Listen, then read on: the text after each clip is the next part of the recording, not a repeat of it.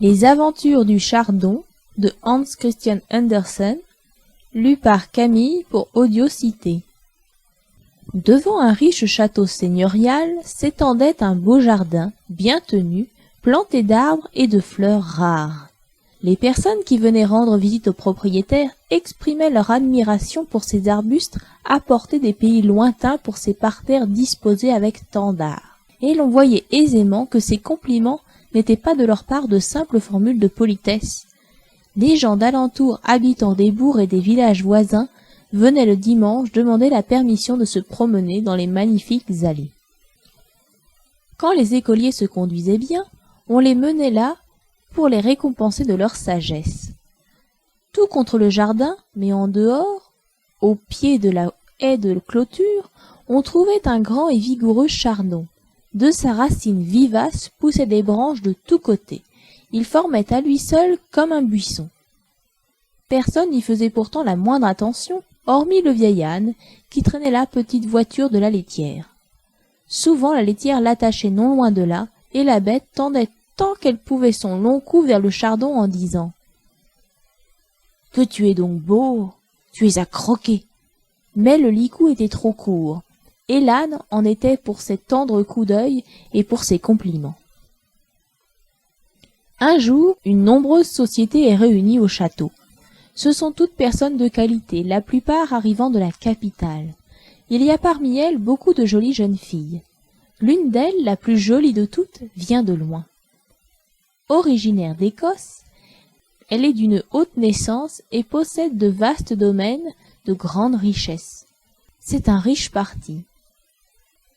Quel bonheur de l'avoir pour fiancée, disent les jeunes gens, et leurs mères disent de même. Cette jeunesse s'ébat sur les pelouses, joue au ballon et à divers jeux.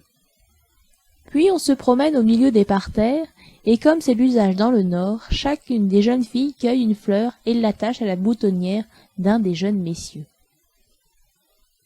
L'étrangère met longtemps à choisir sa fleur, aucune ne paraît être à son goût. Voilà que ses regards tombent sur la haie, derrière laquelle s'élève le buisson de chardon avec ses grosses fleurs rouges et bleues. Elle sourit et prie le fils de la maison d'aller lui en cueillir une. « C'est la fleur de mon pays, dit-elle.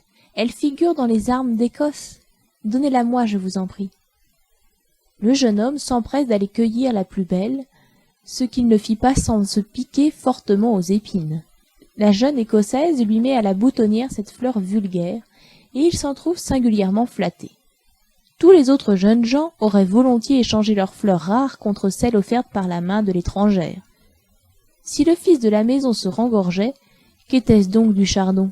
Il ne se sentait plus d'aise, il éprouvait une satisfaction, un bien-être, comme lorsqu'après une bonne rosée, les rayons du soleil venaient le réchauffer. « Je suis donc quelque chose de bien plus relevé que je n'en ai l'air, pensait-il en lui-même. Je m'en étais toujours douté. À vrai dire, je devais être en dedans de la haie et non pas au dehors. Mais en ce monde, on ne se trouve pas toujours placé à sa vraie place. Voici du moins une de mes filles qui a franchi la haie et qui même se pavane à la boutonnière d'un beau cavalier. » Il raconta cet événement à toutes les pousses qui se développèrent sur son tronc fertile, à tous les boutons qui surgirent sur ses branches. Peu de jours s'étaient écoulés lorsqu'il apprit, non par les paroles des passants, non par les gazouillements des oiseaux, mais par ces 1000 échos qui, lorsqu'on laisse les fenêtres ouvertes, répandent partout ce qui se dit dans l'intérieur des appartements, il apprit, disons-nous, que le jeune homme qui avait été décoré de la fleur de chardon par la belle Écossaise avait aussi obtenu son cœur et sa main. « C'est moi qui les ai unis, c'est moi qui ai fait ce mariage !» s'écria le chardon, et plus que jamais il raconta le mémorable événement à toutes les fleurs nouvelles dont ses branches se couvraient. « Certainement, se dit-il encore, on va me transplanter dans le jardin, je l'ai bien mérité. Peut-être même serai-je mis précieusement dans un pot où mes racines seront bien serrées dans du bon fumier. Il paraît que c'est le plus grand honneur que les plantes puissent recevoir. » Le lendemain, il était tellement persuadé que les marques de distinction allaient pleuvoir sur lui qu'à la moindre de ses fleurs, il promettait que bientôt on les mettrait tous dans un pot de faïence, et que pour elle, elle ornerait peut-être la boutonnière d'un élégant, ce qui était la plus rare fortune qu'une fleur de chardon pût rêver. Ces hautes espérances ne se réalisèrent nullement. Point de pot de faïence ni de terre cuite, aucune boutonnière ne se fleurit plus aux dépens du buisson. Les fleurs continuèrent de respirer l'air et la lumière, de boire les rayons du soleil le jour et la rosée la nuit. Elles s'épanouirent et ne reçurent que la visite des abeilles et des frelons qui leur dérobaient leur sucre. « Voleurs, brigands !» s'écriait le chardon indigné. « Que ne puis-je vous transpercer de mes dards? Comment osez-vous ravir leur parfum à ces fleurs qui sont destinées à orner la boutonnière des galants ?» Quoi qu'il pût dire, il n'y avait pas de changement dans sa situation. Les fleurs finissaient par laisser pencher leurs petites têtes. Elles pâlissaient, se fanaient, mais il en poussait toujours de nouvelles. À chacune qui naissait, le père disait avec une inaltérable confiance « Tu viens comme marée en carême. Impossible décor plus à propos. J'attends à chaque minute le moment où nous passerons de l'autre côté de la haie. » Quelques marguerites innocentes, un long et maigre plantain qui poussait dans le voisinage, entendaient ces discours et y croyaient naïvement. Ils en conçurent une profonde admiration pour le chardon, qui en retour les considérait avec le plus complet mépris. Le vieil âne, quelque peu sceptique par nature, n'était pas aussi sûr de ce que proclamait avec tant d'assurance le chardon. Toutefois, pour parer à toute éventualité, il fit de nouveaux efforts pour rattraper ce cher chardon avant qu'il fût transporté en des lieux inaccessibles. En vain il tira sur son licou. Celui-ci était trop court et il ne put le rompre. À force de songer aux glorieux chardons qui figurent dans les armes d'Écosse, notre chardon se persuada que c'était un de ses ancêtres, qu'il descendait de cette illustre famille et était issu de quelques rejetons venus d'Écosse en des temps reculés. C'étaient là des pensées élevées, mais les grandes idées allaient bien au grand chardon qu'il était, et qui formait un buisson à lui tout seul. Sa voisine l'ortie l'approuvait fort. « Très souvent, dit-elle, on est de haute naissance sans le savoir. Cela se voit tous les jours. Tenez, moi-même, je suis sûre de n'être pas une plante vulgaire. N'est-ce pas moi qui fournis la plus fine mousseline, celle dont s'habillent les reines? » L'été se passe et ensuite l'automne. Les feuilles des arbres tombent. Les fleurs prennent des teintes plus foncées et ont moins de parfum. Le garçon jardinier, en recueillant les tiges séchées, chante à tue-tête. Amont, aval, en haut, en bas, c'est là tout le cours de la vie. Les jeunes sapins du bois recommencent à penser à Noël, à ce beau jour où l'on les décore de rubans, de bonbons et de petites bougies.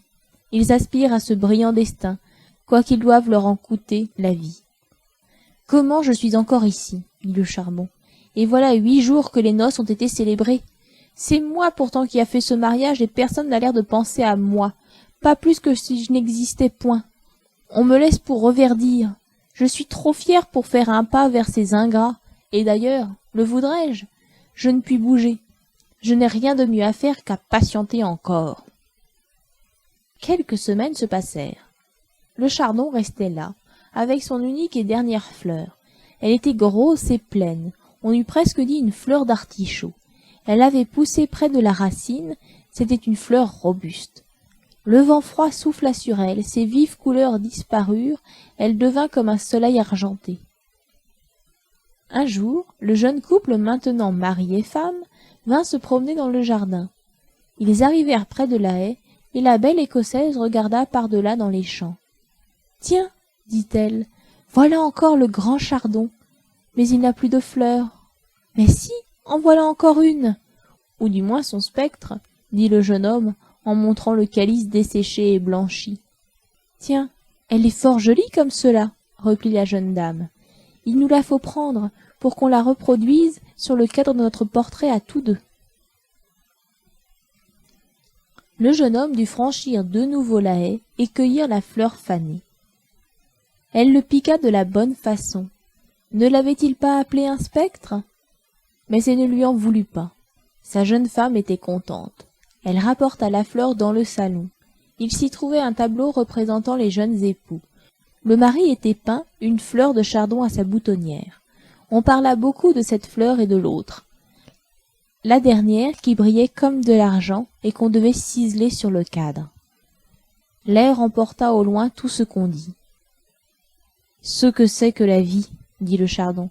Ma fille aînée a trouvé place à une boutonnière et mon dernier rejeton a été mis sur un cadre doré. Et moi, où me mettra-t-on » L'âne était attaché non loin. Il louchait vers le chardon. « Si tu veux être bien, tout à fait bien, à l'abri de la froidure, viens dans mon estomac, mon bijou. Approche, je ne puis arriver jusqu'à toi. Ce modilicou n'est pas assez long. » Le chardon ne répondit pas à ces avances grossières. Il devint de plus en plus songeur, et à force de tourner et retourner ses pensées, il aboutit, vers Noël, à cette conclusion qui était bien au-dessus de sa basse condition. « Pourvu que mes enfants se trouvent bien là où ils sont, se dit-il.